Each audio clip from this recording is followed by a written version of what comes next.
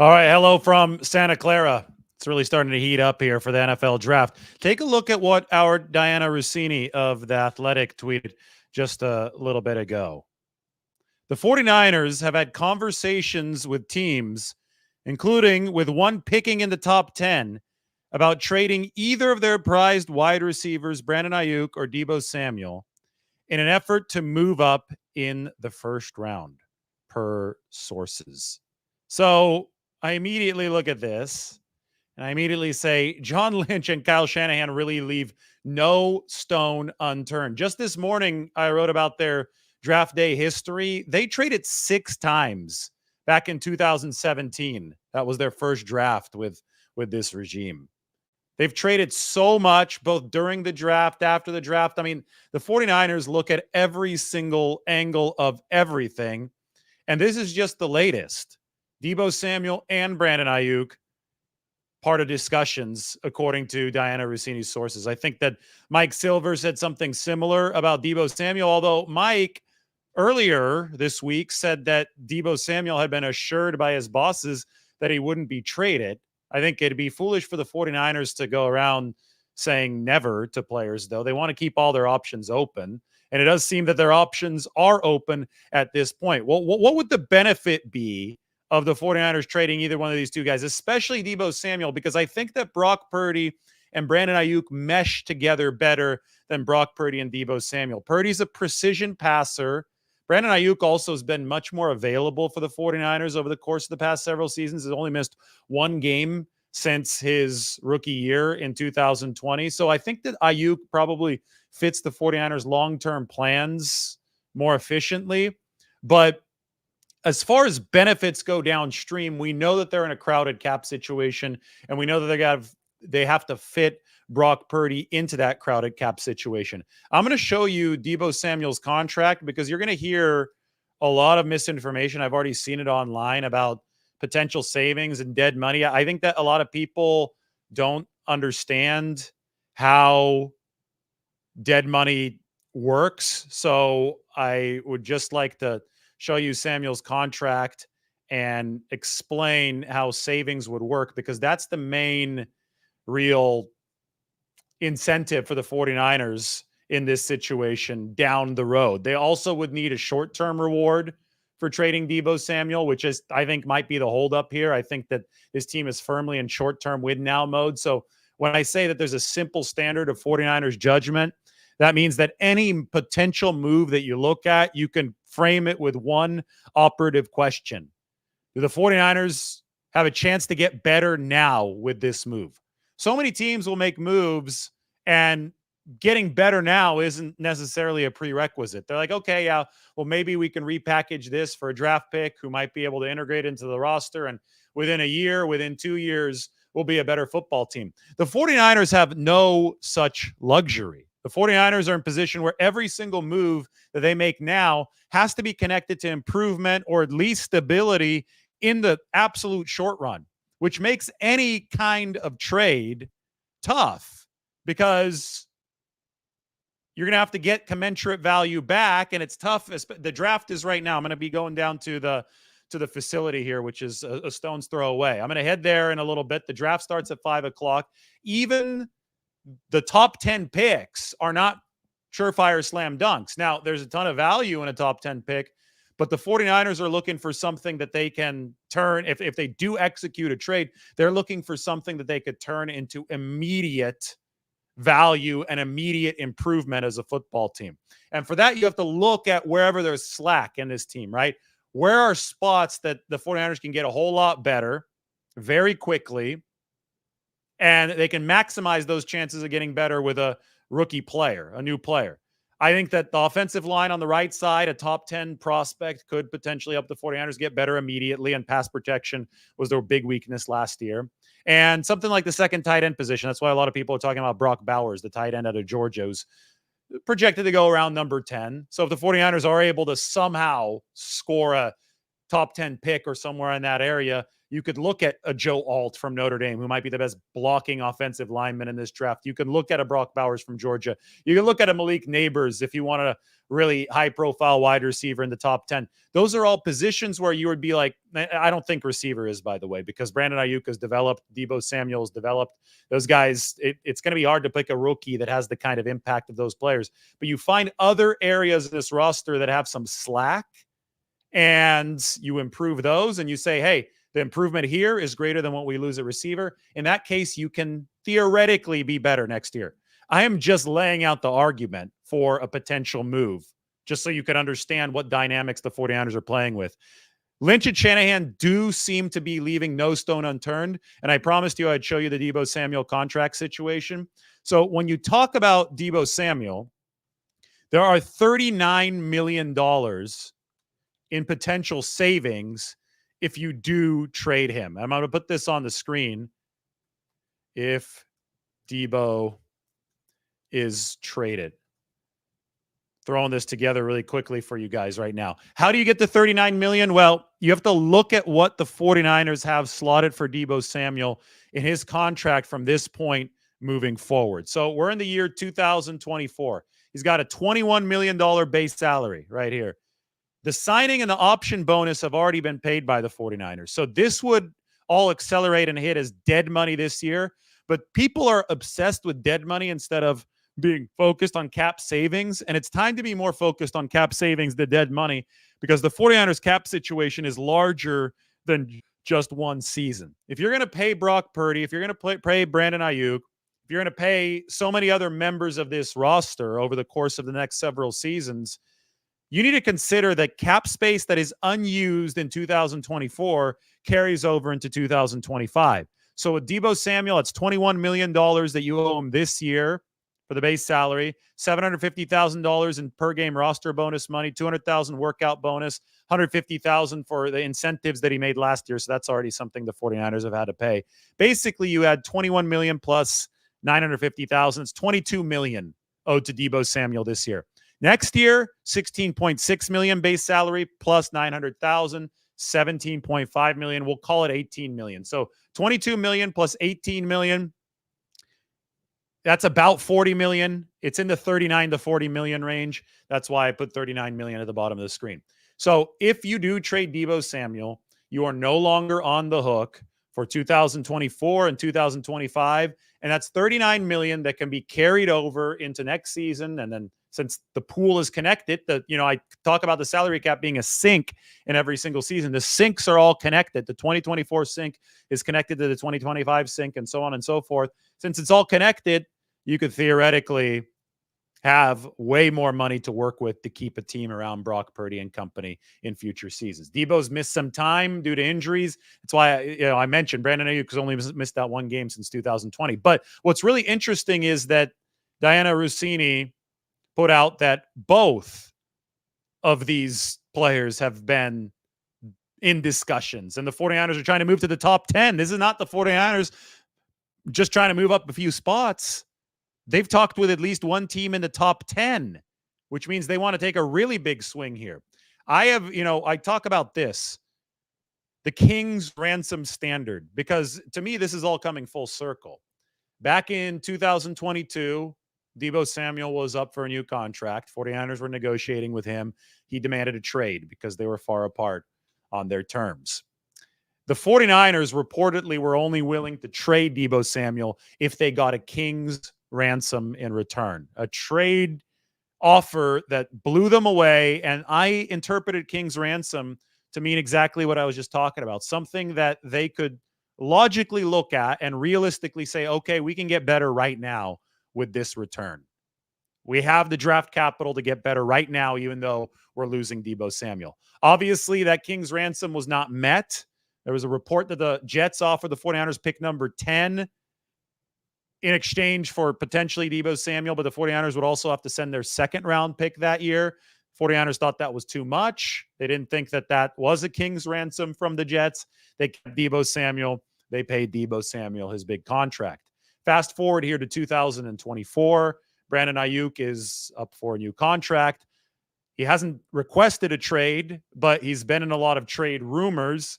I've taken that old King's Ransom report, that King's Ransom standard for 2 years ago, and I've applied it to this situation. Because guess what? The 49ers are in a similar win now short-term situation. Brandon Aiyuk is one of the best receivers in football. Deebo Samuel, especially after 2022, was considered one of the best players in football.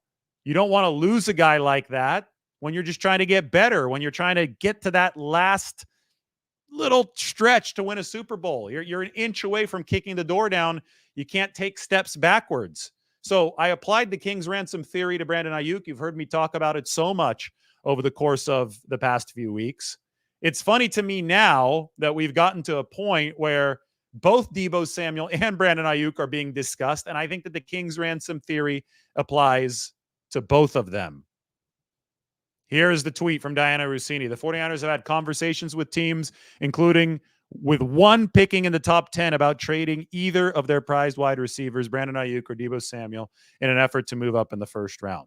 By the way, that's going to be up on The Athletic. You can go ahead and check that out. There it is. 49ers discussing Brandon Aiyuk, Deebo Samuel in draft trade talks.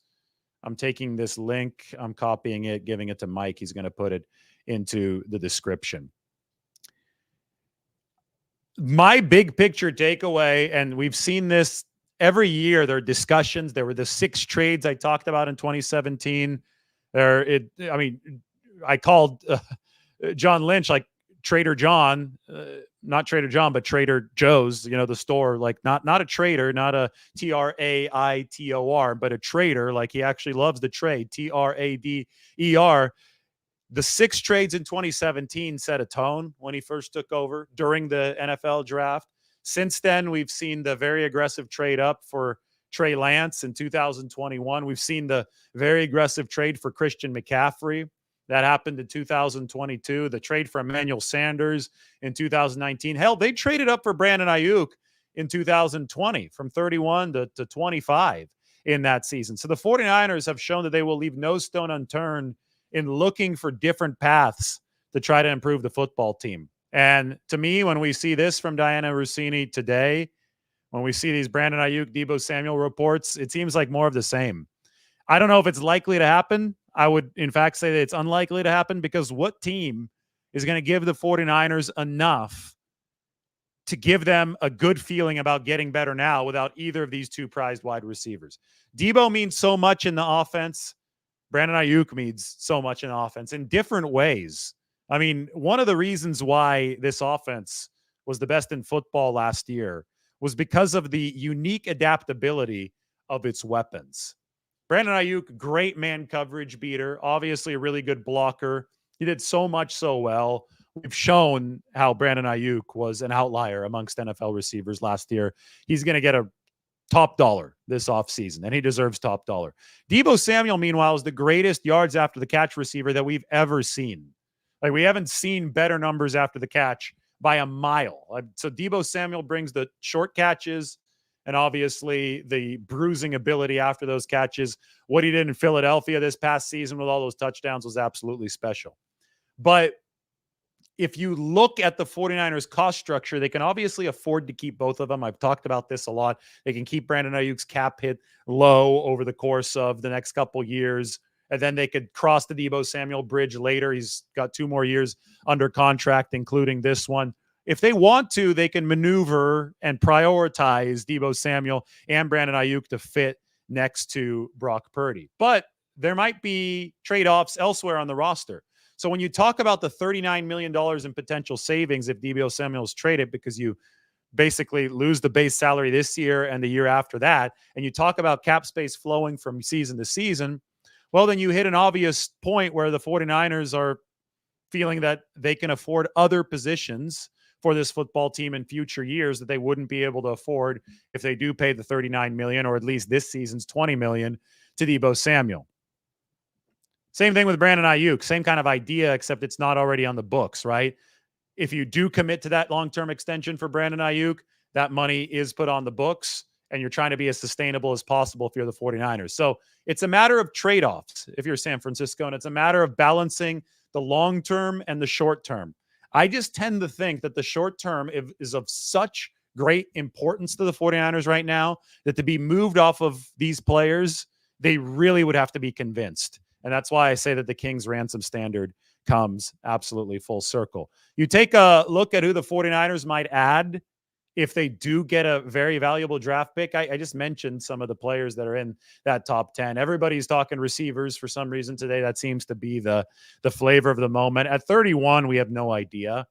Once, if and when they do trade up, and they probably wouldn't trade up until right before the pick because they're going to want some specificity if they're going to make such a big move.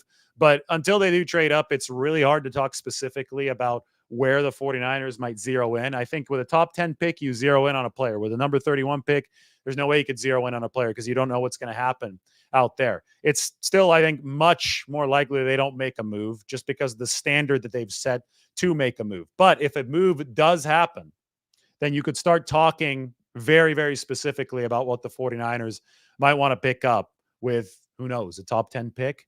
And that's another part of this. It's going to be really hard to get a top 10 pick, even though they're talking, according to Diana Rossini, with a team in the top 10. Boy, the market has changed over the course of the past few years. To me, it is absolutely remarkable in retrospect that DeForest Buckner went for pick number 13 straight up. That was a tremendous haul from the 49ers to get number 13 straight up for DeForest Buckner. Where they messed that up was the pick after. They probably should have gone for Tristan Wirfs. They went for Javon Kinlaw instead. They decided to be very specific about who they picked positionally instead of going for the best player available, which I think the 49ers have probably learned their lesson in that regard. It's just so important to maximize your chances of hitting on a pick that you acquire in a big-time trade, because otherwise that trade is going to look really bad moving forward. The trade itself with the DeForest Buckner situation wasn't bad. In fact, if the 49ers could get that kind of return for Deebo Samuel or Brandon Aiyuk this year, well, all of a sudden, I think a lot of conversations change. But I just don't see pick number 13 coming straight up. These players have not been as valuable over the past few seasons. Draft picks have increased in value. You know, some people are theorizing that if they're talking to a team in the top 10 and they are able to move to the top 10, they'll have to ship away number 31 with one of the receivers. And in that case, I mean, I don't know, that gets tougher if you're the 49ers. So it's all worth discussing just for the sake of pointing out that Lynch and Shanahan are truly leaving no stone unturned. They want to find value at every single juncture of this. They want to make sure that they have explored every single possibility, because what they're trying to do is they're trying to thread a needle here. You're trying to get better as a team while becoming more cost efficient as a team. I think they set a lot of that up in free agency where they did get better while becoming more cost efficient. The defensive line is much more robust than it was last year. They lost Eric Armstead. That obviously helped that unit regain some of its bang for the buck. It's tougher to do it in the draft just because it's much less of known commodities that you're working with. Again, even the number one pick in the NFL draft can end up being a huge bust, a huge flameout. 49ers pick number 3 in 2021. Trey Lance didn't work out for them. And 262 worked out for them. Earlier this morning, I said, do not underestimate the crapshoot that is the NFL draft. And I definitely stand by that. So if it is a crapshoot, you should leave no stone unturned. And that's what John Lynch and Kyle Shanahan are doing.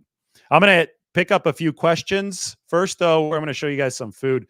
This is Calico Fish House in Huntington Beach. So I just made it back to the Bay Area.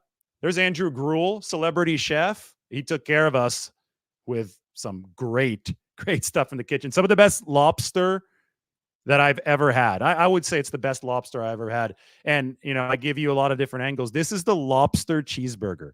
I wasn't sure if it was going to be good, but there's lobster on top of the beef, and it was absolutely amazing. Absolutely amazing, as you'll hear right here from my buddy Colton. Top 3 burger ever. Top 3 burger ever. So the Calico Fish House in Huntington Beach.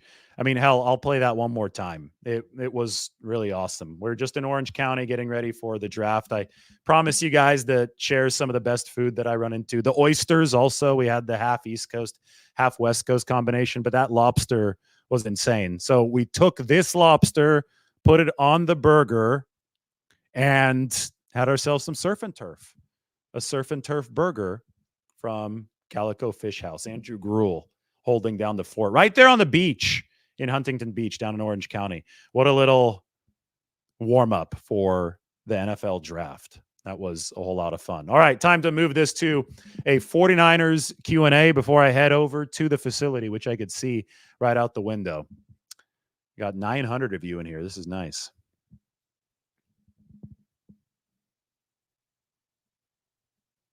That wasn't crab. That was lobster. You know, one of the reasons I brought this back is because you guys remember the old surf and turf joke, the meme, the surf and turf meme that Margot made back in the 2021 draft. Well, we had real surf and turf. It was awesome. I'm waiting for that burger to show. There it is. There's the surf and turf. And it's not crab, it's lobster. Come on, let's get it right. 49ers Sports Talk says Malachi Corley in the second or third if Deebo Samuel gets dealt. I would caution against picking specific players to fill the roles of vacated players. I get it. Malachi Corley is a really good player that resembles Deebo Samuel as far as his ability to gain after the catch and take short passes and bruise his way through secondaries. But you've got to be sure that you really like Malachi Corley. I know they have scouted him intensely. I don't know what their opinion of his is. Like, it could be mediocre. And if you pick a player that you're not fully in love with, just because you need to replace Deebo Samuel, if you trade Deebo Samuel, I don't think you're operating the process of the draft correctly. It's a talent acquisition process. You pick the best players out there, and then you find their roles and you build your team around their roles. The scheme doesn't run the day. The players do, right? I mean, it's not Brock Purdy being driven by the scheme. It's Brock Purdy is a damn good quarterback delivering excellent results that we haven't seen for a long time in NFL history, right? It's Brandon Aiyuk separating, Brandon Aiyuk delivering blocking wise. The NFL is a talent league. If it was a scheme league, if a scheme first league, then I mean, you would see the 2017 and 2018 49ers perform a whole lot better than they did. They needed to get players first. Now they have those players, and they should be continuing to focus on amassing as much talent as possible.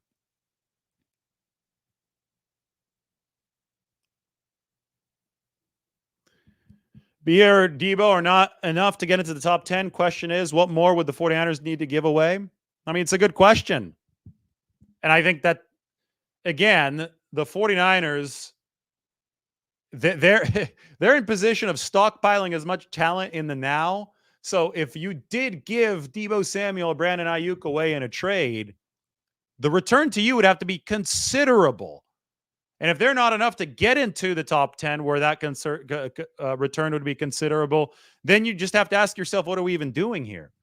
To me, the fascinating part of all of this is that the 49ers are leaving no stone unturned. I don't even care if nothing happens. If they trade back and people are super antsy at the end of the night because they didn't get a chance to evaluate a 49ers draft pick. To me, it's still fascinating that the 49ers would have looked at every single maneuver possible, because option power has been the theme for this regime, and it looks like it continues to be the theme for this regime based on the reports that are coming out.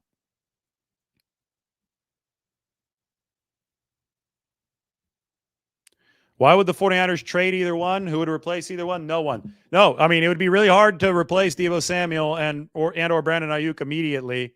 But as I explained earlier, you would hope that you could improve on another portion of the roster, such as your pass protection, and you'd hope that improvement would outweigh whatever you lost at receiver. I get it. It is a very conditional thing, which is why I think something like this is unlikely. But when you're searching for value as an NFL executive, you should do what the 49ers are doing right now. You should be leaving no stone unturned.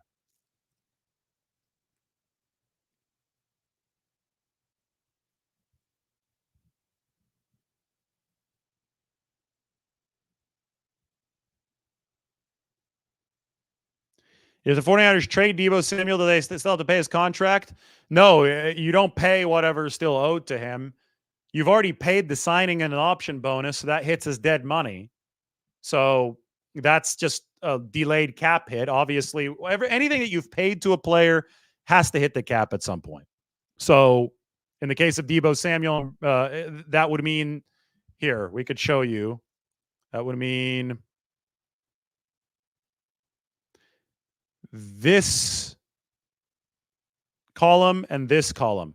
They paid him $26.7 million in signing bonus money already because they've had some conversions. They've had some restructures. They paid him $9.125 million in option bonus money. Some of that's already hit their cap. Some of it hasn't. $4.8 million scheduled to hit the cap of signing bonus money this year, and then in each of the next 2 years, $1.8 million option bonus money scheduled for 4 more hits through 2027. All of that would accelerate to hit the cap now as dead money. So it would create $26.4 million in dead money, but you would also wipe off the $21 million in base salary. That would go to another team. You'd wipe off the $950,000 in per game roster bonus money and workout bonus money. You'd wipe out the 2025 base salary of $16.6 million. It would all add up to $39 million in savings. It is time that we stopped looking at the cap as dead money and freaking out about it and looking at the cap as overall savings, because cap situations are connected from year to year. Unused cap space now moves over to the next season. And the 49ers need to take that bigger picture look, because you're trying to fit Brock Purdy in the longer term. You're trying to fit Brandon Aiyuk in the longer term on the books. You're not trying to look at this microscopically in the short term. So many people are only worried about cap room this year. Well, I'll tell you what, it's more about cap room in 2025, 2026. So you have to look at this big picture. Has to be enough money in that bank account, cap space wise, to make sense in future seasons, not just this one.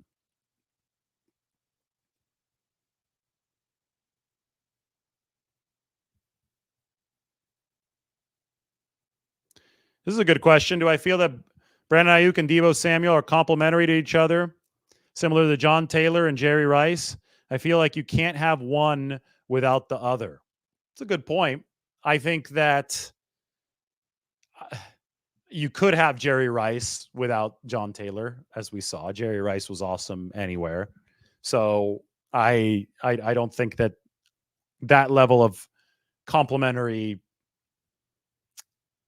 cohesion between wide receivers has ever existed. I think that we're putting a little too much mythology around Rice and Taylor, but I do think that the 49ers offense is built on complementary weapons.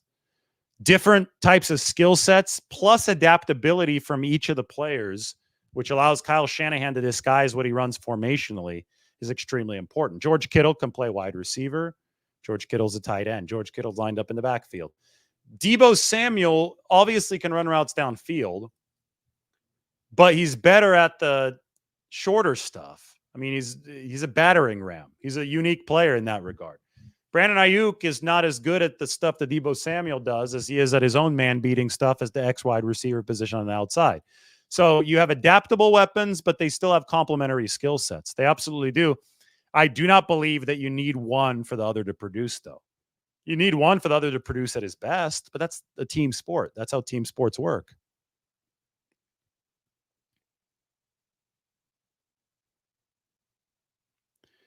You need to try the lobster burger. I think you do. Let's go back to it. The lobster burger from Calico Fish House. Look at that sucker. It was so good. I paused it. And I always cut back to the lobster, just very briefly, so you guys can see what goes in there with that ground beef.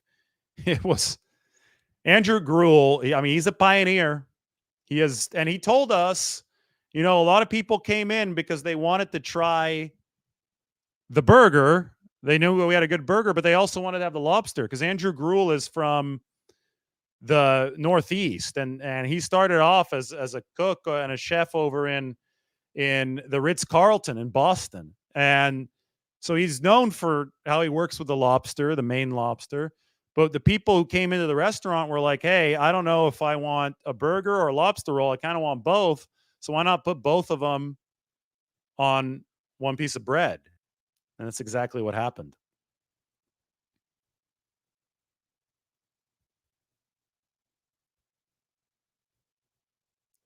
They should have picked Justin Jefferson in the Buckner trade. Or how about they picked Brandon Aiyuk that year? I don't think there was anything wrong with that. How about Tristan Wirfs?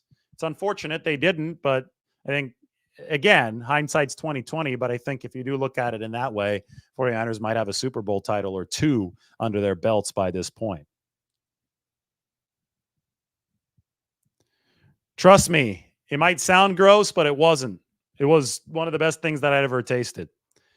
I'm of the opinion that really good fresh lobster, you can't mess it up. It could go on anything. That's just me. I mean, this was really, really tender, plump lobster. It was very good. Flown in from Maine. Yeah, right. Red meat is bad for you, dude. What are you reading too much of? Red meat's probably one of the most important things to sustaining muscle, to sustaining health. Give me a break. Get that off of the comments section. I like you because you normally write good stuff. So I won't block you. You're cool normally, but I got to call that out. Red meat's very good for you, and people should be eating more red meat. Also, this is true. Lobster rolls are good.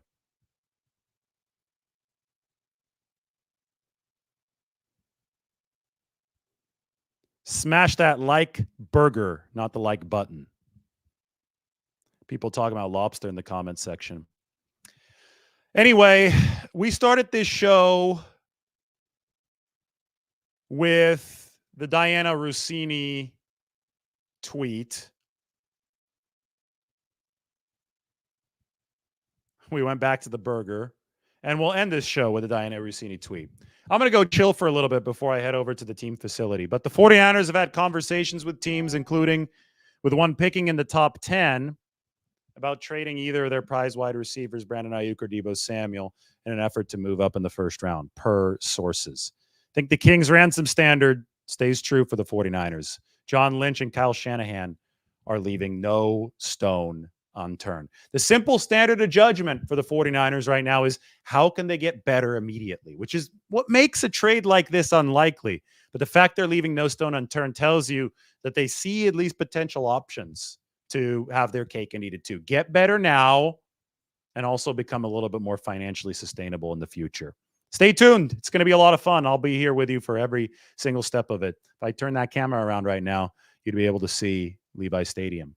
Maybe I'll do that a little bit later. Everybody take care. Thanks for watching. Check out Calico Fish House. It was really good.